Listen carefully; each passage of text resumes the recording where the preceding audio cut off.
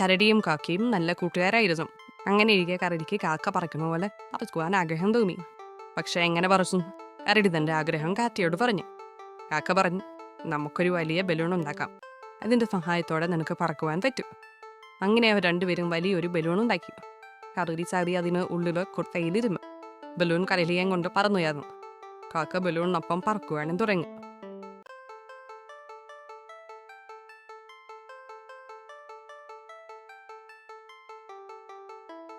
പക്ഷെ ബലൂൺ ഒരുപാട് ഉയരങ്ങളിലേക്ക് പറക്കാൻ തുടങ്ങി.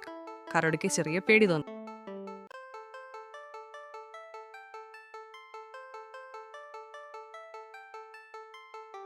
അപ്പോൾ കാക്ക ബലൂണിൽ ഒരു ചെറിയ സ്വത്ത് വെച്ചു കൊടുത്തു. അപ്പോൾ ബലൂണിനുള്ളിലെ ക്ലാരിറ്റി കുറഞ്ഞ് അത് കരടിയുമായി പതിയെ താഴേക്ക് വരുവാൻ തുടങ്ങി. ബലൂൺ വന്ന് അവിടെ ഉണ്ടായിരുന്ന ഒരു വൈക്കോൽ കൂനയിൽ വീണു. കരടി തന്റെ ആഗ്രഹം നിറഞ്ഞ സന്തോഷത്തിൽ കാക്കയെ കെട്ടിപ്പിടിച്ചു.